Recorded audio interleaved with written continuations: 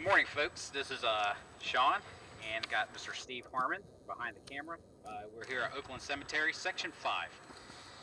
I have my modified cold weather glove here, and I'll get to that here in a second. Basically, what we're going to do, we were in the process of identifying stones and using GPS to mark stones that we knew that we could see. And why is that important? What we did is that on a national cemetery or a state veteran cemetery, most of them are gridded out. It's very easy to identify where to go and what section, what grave marker you can go to. A lot of the local cemeteries, if you were to say, hey, that your loved one's in this specific spot, unless you have a cemetery map, which I have here in my hand, it can be very difficult to find the specific gravesite.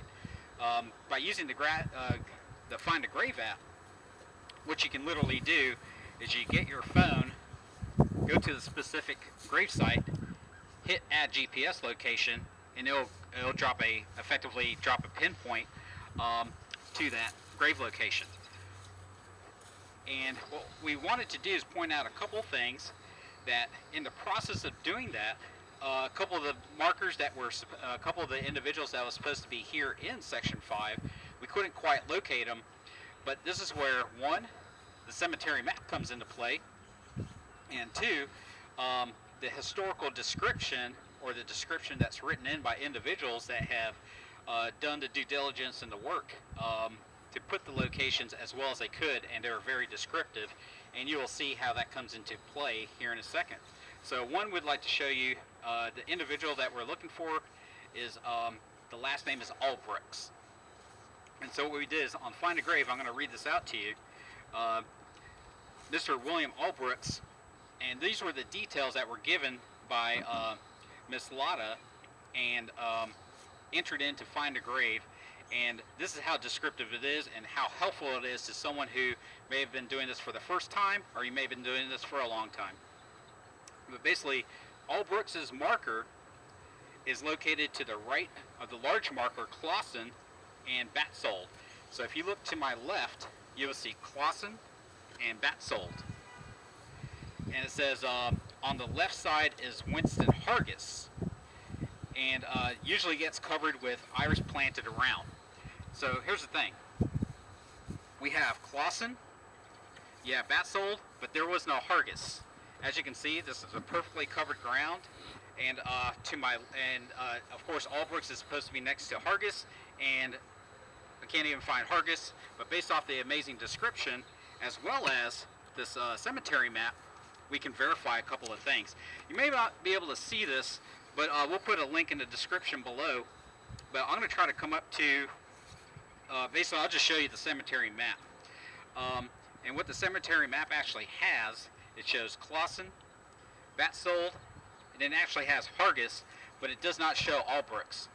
Now, so that kind of confirms, one, that Hargis is somewhere in this section. The other thing too, as Mr. Harmon has pointed out in the past, is that sometimes this is a working copy, so we'll just kind of add the name in as we find them, and then these maps will eventually get updated. But we're going to do our best so something like this video documentation actually shows where these individuals are located.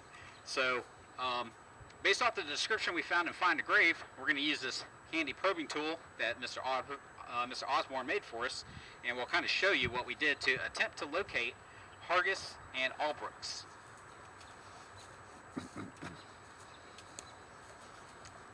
So we're going to go to the right of Mr. Batsold's grave, and then, so right now the probing tool goes pretty far deep. And then we kind of looked at this before, so save you some time on the camera. So what you can do is you can hear. Now you don't want to go too hard on the stone, just because you don't want to accidentally chip the stone. And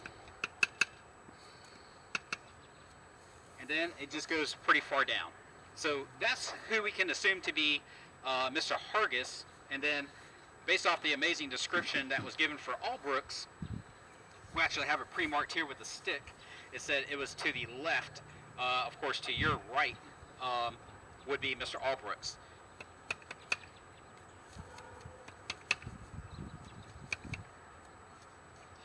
So what we're going to do, we're going to attempt to dig out these two spots, and then basically we can, what we used before is use a handsaw to cut out the patch of grass. We're going to pull the patch of grass behind, attempt to raise the stone. Basically we'll raise the stone, throw the fill back in, and then set the stone back down, and then we'll catch you in the next cut. Alright folks, just give you a quick snippet of the progress we have going on for finding the Hargis and Allbrooks stone. One thing we want to point out, when you're using a saw, you may like, what am I supposed to use? Like there's drywall cutters and whatnot. We're using this Fisker saw, and basically the way the teeth are, they're kind of offset. So they're not in line, they're offset. And what that does is, especially when you're near a tree or overgrowth in general, that helps you cut through the grass. So you've seen plenty of our cutting videos, and so basically you just get the dimensions of the stones, the end, and then you just kind of cut around it, which we did. And it's really cool. I mentioned this in maybe my intro video, where how did I come to Oakland Cemetery, and one thing I did not capture was how the growth and the roots and whatnot actually gave us a reverse impression of the stone that was in. So with Mr. Winton, Hargis's stone, I'll show you one here in a second. So after you make your cut, which you did, all you had to do, just by, we basically peel back the stone, or peel back the patch of grass. And then we'll clean this off and we'll give you close-ups of the stone here at the very end. But these stones have been in the ground so much, and then of course Mother Nature, you can't stop her. I'm going to try to pull this up to the camera, but you may actually see the reverse impression of the stone itself. So there's the name and kind of the date if you see it, but it's a pretty neat thing to see. And so there's a pretty neat thing to show. And same thing for, you may be able to see it here, but there's another reverse impression of the stone just by the roots in general. It's a really neat thing to see. Other than that, we have a few more of these to go, so we'll catch you in the next cut.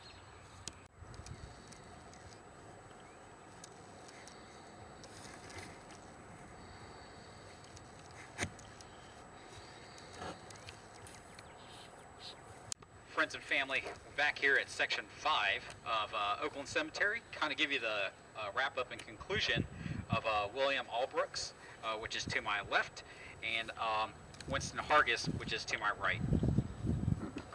Both of these stones, by the help of two very important things, the cemetery map, which we showed you in the beginning of the video, and then some very detailed information that we had by individuals who filled out Find a Grave. So Miss Lotta, if you're watching this video, awesome shout out to you, and anyone else that's out there putting in the work, that's out here in the cemeteries giving us these detailed informations. That is very helpful, and that has helped us allow us to locate Mr. Allbrooks as well as Mr. Hargis. And just a quick little story. So William Allbrooks passed away in April 7, 1946, born in 1858. And then Mr. Hargis, born in February of 1880, passed away in July 1941. So some of these stones, they knew, or based off the historical data, the death certificate may have said that they were buried here in Oakland. So that's step one. Step two is that personnel may have taken pictures of these stones before, but as of 2007, there wasn't a picture of each of these individuals, but the people, or the individuals who created the profile in Find a Grave, they basically said, hey, based off of newspaper articles, death certificates, and other information, they knew they were buried here. Further information allowed us to do kind of our part, if you will, to locate and identify the actual marker. So what we did is we took a picture of the markers as well as the video that you're seeing. The other thing is we're going to upload these pictures to Find a Grave, and then if there's any outstanding details like unmarked marker, unsure location, We'll update that respectively, and then we'll go from there. Other than that, another couple successful raids and resets, and if there's a loved one out there, or a friend or family member, now they can actually visit the specific stone themselves when they visit Oakland Cemetery. So there you go. All right, folks, family and friends of Oakland Cemetery. February 4th, we're here in section 5. What we've been doing recently is we were GPS mapping the locations of specific grave sites at the cemetery, and a couple of tools that we used here. A cemetery map. If you have access to one, they're extremely helpful. One thing to keep in mind is when they may have been last updated. And the other thing that we're going to do is we have our handy probing tool, and you will find out that the individual that we're looking for is Pencola, P-E-N-C-O-L-A. This individual passed away when they were 20 to 21 years old, so a very young individual. And what we did is that, because it's very easy to speculate that an individual is buried at a cemetery, another thing is if they're a veteran, there's a chance that they may have been disinterred to be placed with their spouse at another cemetery. But this one, in 2007, there was a confirmed picture of the actual gravesite, so we know it was somewhere in here. And a thing about the cemetery map is that what you're looking at right now, the flower that's at my feet is the actual location of Pencola, but the way we were able to find it is because on the cemetery map her name exists. But it's kind of crazy because the updates, the two veteran stones to my left, they are not on the cemetery map.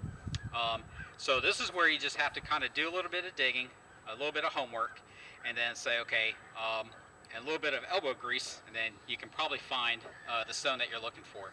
So in this case here, according to the cemetery map, there's a location of an individual named Quinn to my back left. And you'll see the shovel handle back this way. So there's Quinn over here, and off to my right, there's Spriggs, which is in the map, Edwards, which is to my left, or correction, to your right, and somewhere in between in this location is a marker for Pencola. So once again, we used our handy probing tool,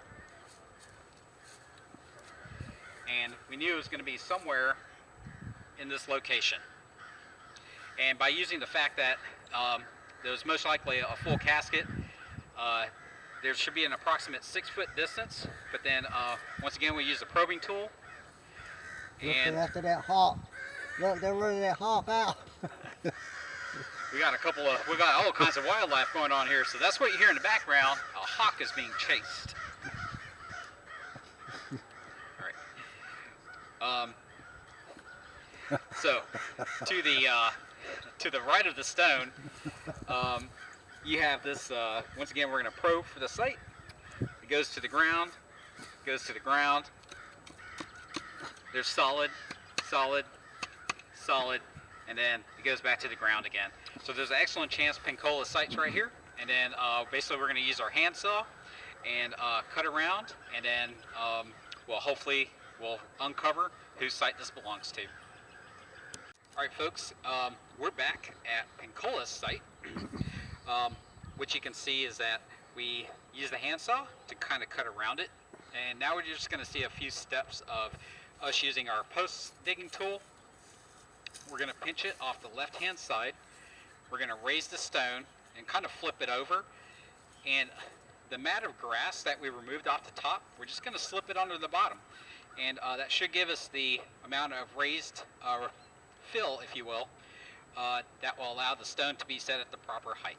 So here we go. So we're coming off to the left side of the stone with the pinch tool. We're going to use a block or two under it, and that should wedge the stone to where we raise it up, and then we'll go from there.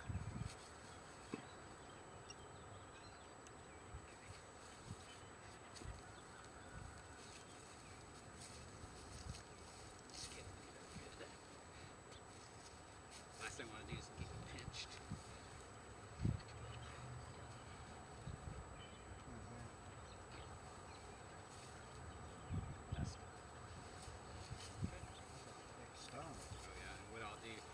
good now to flip it. Alright, so what you saw is that we put the wedge under the stone, raised it up. If you're only here by yourself, just kind of work with what you know, because these stones are pretty heavy. The last thing you want to do is risk your own safety, even though the intent's really good. So you got Mr. Harmon, he put the wedge under the stone, and what I'm going to do is I'm going to move this stone from here over there, and we're going to set the towels down just to make sure the surface of the stone is not affected.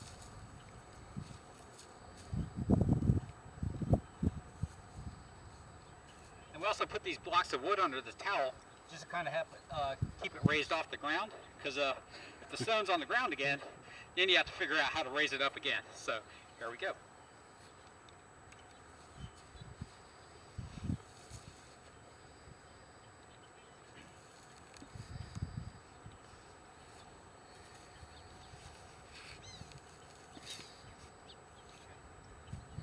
That should be it for right now.